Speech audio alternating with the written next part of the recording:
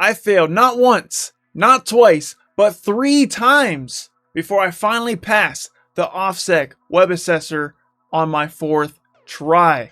And in this video, I'm going to tell you all about it. We're going to cover the course, the labs, the exam.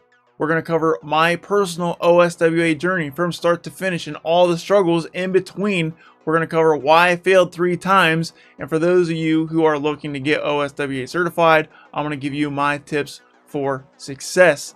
And for those of you who are still on the fence and trying to figure out if the OSWA certification is right for you in your career, we're also going to cover how this certification compares and contrasts to other certifications on the market. We got a lot of information to cover, so grab your popcorn, get ready, because this one's going to be a doozy.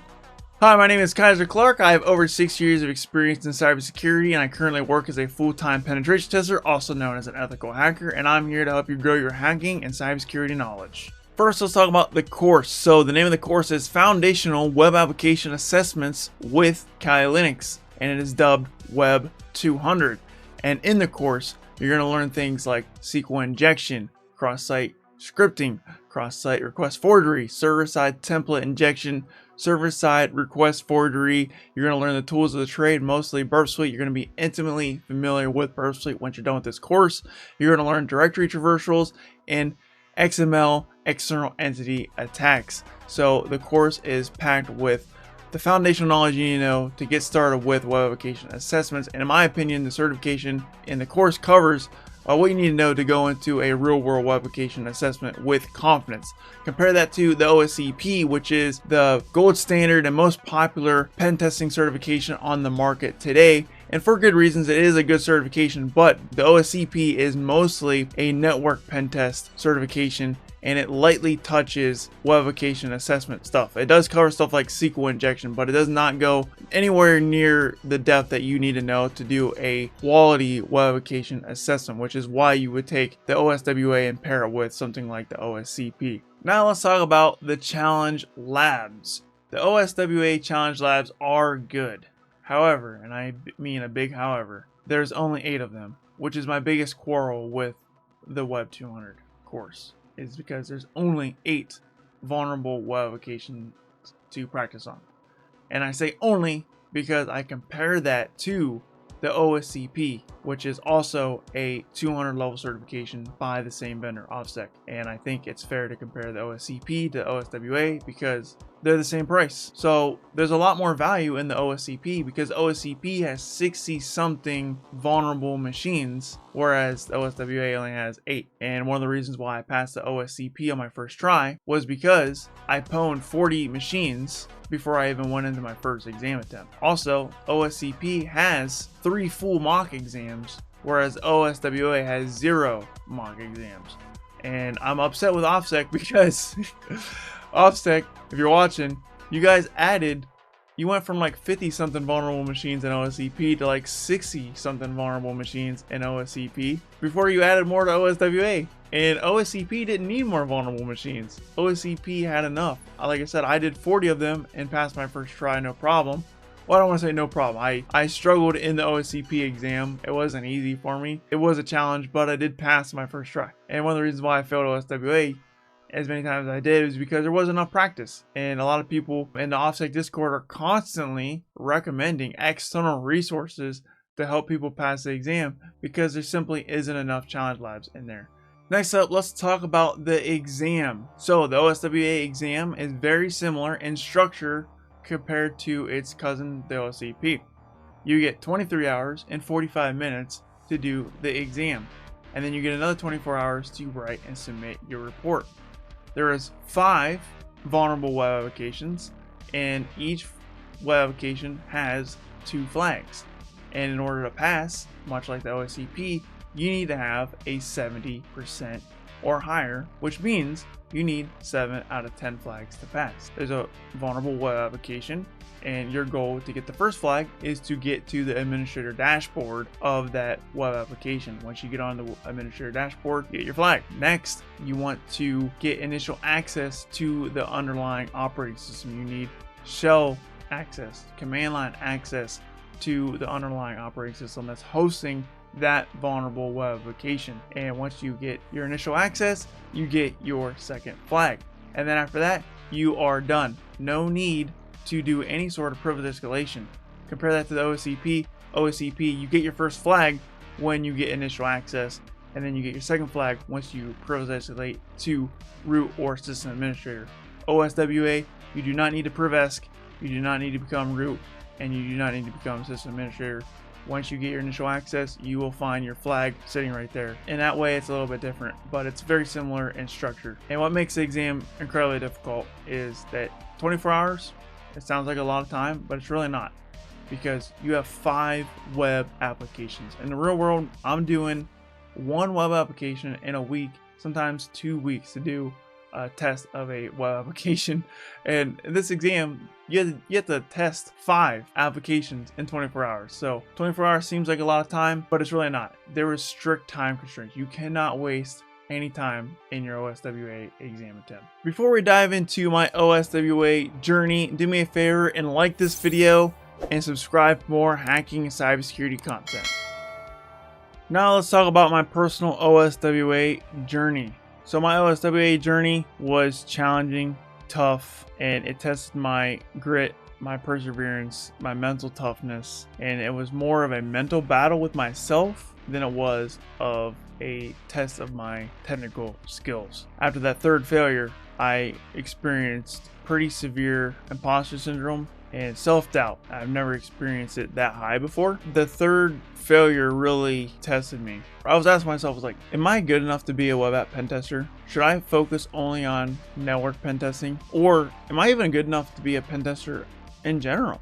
Like, should I stop being a pen tester and become a cybersecurity analyst? Or should I go in a non-technical role, government risk and compliance? I'm like, are my technical skills good enough for this? Furthermore, I asked myself, do I even want to do this? Do I want to be a pen tester? Is this what I want to do with my career? And at the end of the day, I was like, well, I do want to be a good web app pen tester, and I refuse to quit. And that's why the title of this video is I Refuse to Quit. If I want something, I have to be tested for it. This has been the hardest test for me, the hardest certification exam I've ever experienced. Most of the time, I passed my first try. And matter of fact, all those certs on the wall behind me passed my first try, except for the CCNA. CCNA I failed in the first attempt, passed my second attempt. Failing 3 times is a new experience for me, and it's something that I had to experience because I needed to get my ego and my arrogance in check, and I needed to get humbled, honestly.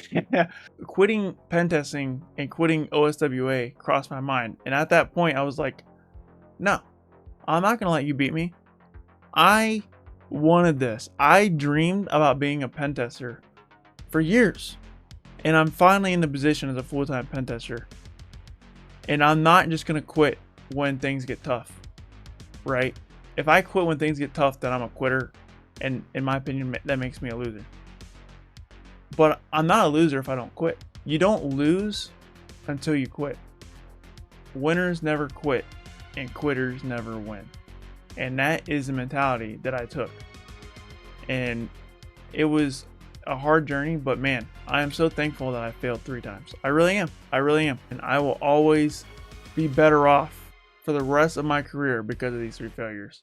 Even though those 3 failures sucked, especially the 3rd one, and it put me through a kind of like a little bit of a crisis. I'm like, oh my gosh, like, I don't even know if I'm cut out for this, man. It was a good experience to have. It was a humbling experience, and I'm so glad I overcame it. And you know, I proved to myself that I am not a quitter, and I do have mental resiliency. And it was a great time after I passed. It was the victory was so much more sweeter. Like, don't get me wrong, OSCP passed my first try was a very sweet and amazing experience. But passing OSWA on my 4th try was just as sweet, if not sweeter of an experience. Let me tell you what, it was a great time after I passed, man. After I seen that cert, I was like, dude, I did it. I deserve to be here as a pen tester, and I have what it takes to do this. So let's talk about my failures one by one. So the first attempt, I went in a little unprepared. Like I said, there was only 8 challenge labs. Kind of had to go in unprepared because there wasn't much more to practice on. The best practice is the exam itself. So when I failed that one, it wasn't a big deal. I'm like, all right, you know, happens. Failures happen. It is an OffSec cert after all. People fail, and most people do fail OffSec certs, and it is what it is. And we'll come back and hit it harder the next time. Went back to the drawing board, kind of brushed off the loss and glossed through the course again really quickly and went in for a second attempt. Second attempt, I was extremely distracted. And the reason why I was extremely distracted, because that was the day I signed the job offer for my current company. During my exam, you know, I'm taking frequent breaks, emailing the company back and forth, and they sent me the final job offer that I was looking for, and I signed it, and I spent a lot of my exam time reading the employee handbook and signing all the other documents that come with starting a new job, right? And that took a lot of time. And like I said, there was a lot of communication with the company back and forth. And overall, that day was one of the biggest days of my career, one of the biggest days of my life, because that signified the successful transition out of the military, which is an extremely stressful situation. For those who don't know, military transitions are not easy, and they're very stressful, and they're very difficult.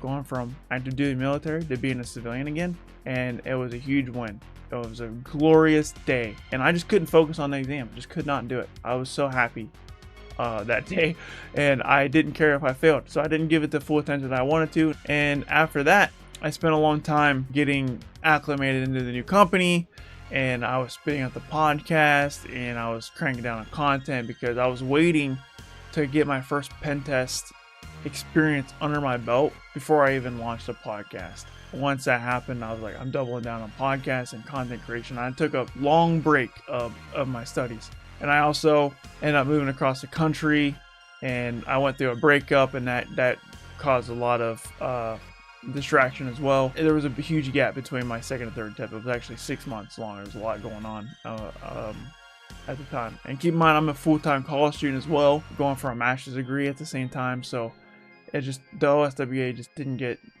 any time. Once I got to the point to where like, okay, we can study for the certification again, I went through the course one more time, went into the third attempt with high confidence, and got beat down bad. I was like, dude, what am I missing? I went through the whole thing. I'm like, dude, there's got to be some kind of thing that the course isn't teaching me, man. It's got to be. And I was like, I got to go after some more training. And I decided to go after the TCM Practical Web Pentest Associate, and ended up doing that certification. I ended up passing it, and I'll do a full video on that as well.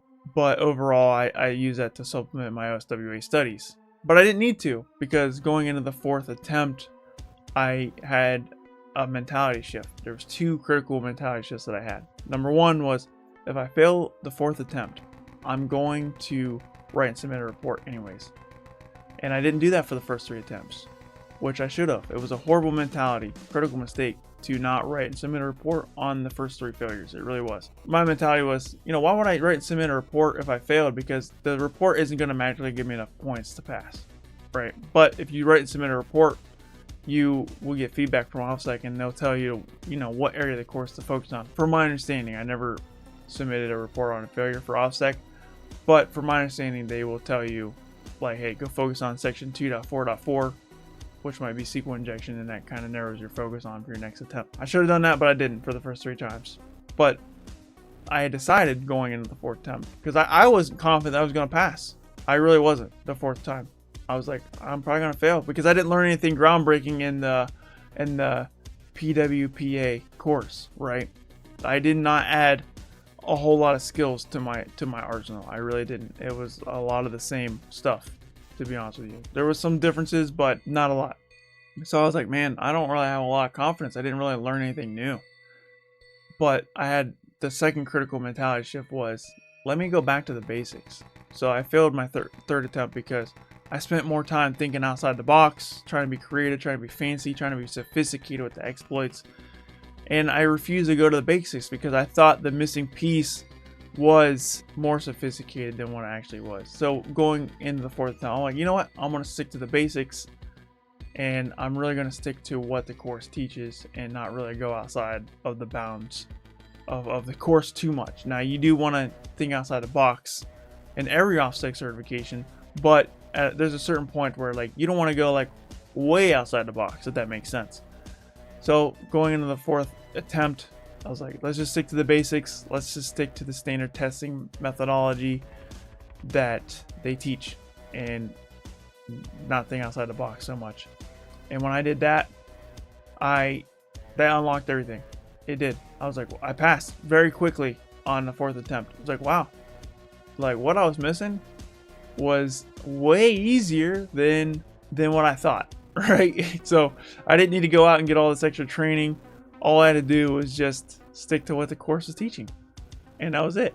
That brings me to my tips to success that I want to tell you if you want to go after the certification. If you're testing on these web apps, like, don't be afraid to test the same thing again.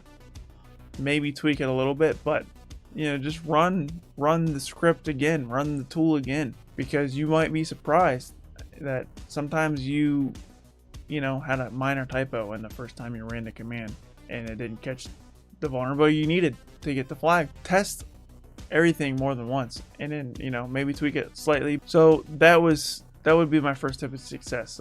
Don't be afraid to stick to the basics, and don't be afraid to just try everything again. My second tip for success would be, don't allow OffSec to spoil it for you. It's in the course to be like, hey, we're gonna walk through this whole web app from start to finish, and that is challenge lab number 1 as you. And don't let OffSec spoil it for you. When you get to that point, stop the course and go and do it yourself, and try to beat that challenge by yourself first without any help. And then if you get stuck, then go watch the video and let them spoil it. As soon as you got past the part where you got stuck, stop and then go back and try to again yourself. You want to do as little as hand holding as you possibly can. And the reason why is because once you know the solution to the labs, you know the solution to the lab. Like, it doesn't really do you much good to just go through it again, right?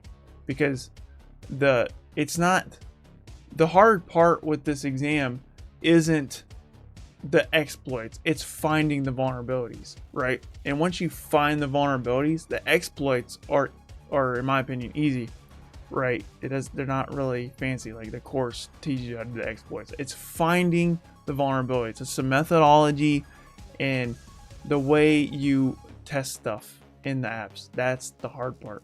Finding vulnerability is the hard part. Exploitation, in my opinion, is the easy part. This brings me my next tip for success.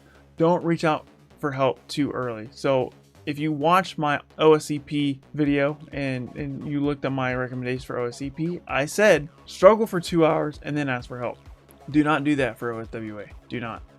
You want to wait longer. You need to wait 3, 4, maybe even 5 hours of trying it yourself before you ask for help, because there's only so much practice that you get. You really want to squeeze it as far as you possibly can, right? It's okay to ask for help, but put it on a longer time horizon for this certification, because like I said, there's not 8 challenge labs, and once you know the solution, once you get spoiled, the learning is over. The learning happens in the struggle, and you want to struggle as much as you can in the labs and not the exam, if you want to pass on your first or second try. That was one of the reasons why I failed so many times, because I robbed myself of the joy of finding the vulnerabilities myself, and because I didn't want to struggle. But the struggle is where you learn. Let me tell you, that's where you learn. And then when you ask for help, just ask for a little nudge. You want to really try to figure it out yourself the best you can. The next tip for success, I would say, is don't put large gaps in your studies. Don't allow, to your best of your ability, allow life to distract you. You want to do the course in one go. You don't want to break it up. That's one of the reasons why I failed, is because I broke up the course too many times. I was distracted by life, which I had to be, because I had no choice but to get acclimated in my new job. I had no choice but to move. I had no choice but to transfer out of the military, right? Like, I had all this stuff going on, and it was a heavy distraction for me. And that would be my main tips for success if you're trying to go for OSWA. So that begs the question, is OSWA worth it? And the answer is, it depends. It depends on what type of person you are. So for me, it was absolutely worth it. And if you are like me, someone who wants to get higher level OffSec certs, then I would say OSWA is absolutely worth it. Now, with that being said, you don't need to get OSWA before OSWE, which is OffSec Web Expert, which is Web 300. You don't need to do Web 200 before Web 300. Tons of people have completed Web 300 and got OSWE certified without even touching the OSWA course. However, for me and people like me who can't take quantum leaps like that and need baby steps, then OSWA makes sense. It's worth it. However, if you are the type of person who you don't really care about going after the 300 level OffSec certs, going after like a TCM Security Practical Web Pentest Associate, as well as a TCM Security Practical Web Pentest Professional, those two certifications combined is probably going to prepare you for web app pentesting in the real world more than just the OSWA by itself. And those two certifications combined are significantly cheaper than OSWA by itself. So at a cost standpoint, OSWA isn't worth it. It's not like the OSCP. OSWA does not have that recognition, the same recognition. Now it does carry the OffSec brand, so it does, in my opinion, carry a little bit more clout, but not much, than like a TCM Security Practical Web Pentest Associate or a Hack-the-Box Certified Bug Bounty Hunter, because it's not OSCP at the end of the day, even though it is the cousin of the OSCP. And it's the same price. OSWA and OSCP are the same price, but they don't carry the same weight, if that makes sense. So it makes the OSWA price point even steeper than OSCP, when OSCP is still a pretty steep price. For me, it was worth it. But I went OSWA because it just made sense, and it really helped me out in my career. It is real world applicable. I have used what I learned in OSWA in the real world, so I do think it's highly realistic. However, that being said, I also have the Practical Web Pentest Associate certification from TCM Security, and it is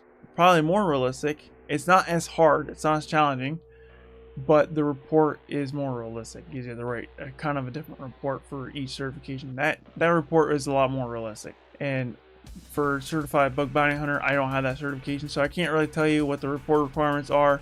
I did do 40% of the Certified Bug Bounty course from Hack-the-Box, and honestly, I'm not a big fan of that course because there's no videos. I'm the type of person, like, I need to have videos for technical demonstration. I do like to read. As you can see, I got a lot of books behind me. I can read for extended periods of time, but when it comes to technical content, I want a video. I need a visual representation of like what's going on, and screenshots and text just doesn't do it for me. Like, I need to see like the mouse move, and I need to see the commands like on the screen and all this stuff in real time. I think the Hack-the-Box training is lacking in that department. If you are on a budget, which most people are, I would go TCM Security Practical Web Pentest, honestly. For $250, which is what it costs right now at the time of the recording, you can't beat it, right? Whereas OSWA, it's like $1,600, and you're gonna get, I would say OSWA is probably slightly more sophisticated than Practical Web Pentest Associate, but it's like 4-5 times the price, you know. And you could get PWPA and PWPP combined and still spend less money than the OSWA. So in that lens, OSWA is not worth it. But if you are the type of person like me who want to go after other OffSec certs, then OSWA is totally worth it. So hopefully that helps you make a decision on your purchase decision when it comes to OSWA or other training or not. If you enjoyed this video and you want to learn more about other offense security certifications, then it's a no-brainer. You have to check out this video where I talk about how I passed the OSCP on my first try. In this video, I give you all my tips and tricks on how to pass the OSCP certification. And even though they rolled out the OSCP Plus and they took away the bonus points, these tips and tricks still apply today. They didn't change the exam that much. And more importantly, it tells you my story and my journey on OSCP certification. And this video is my second most popular video at the time of this recording. So this video is an audience favorite, and you can't miss it if you haven't already watched it. So click this video, watch and learn now.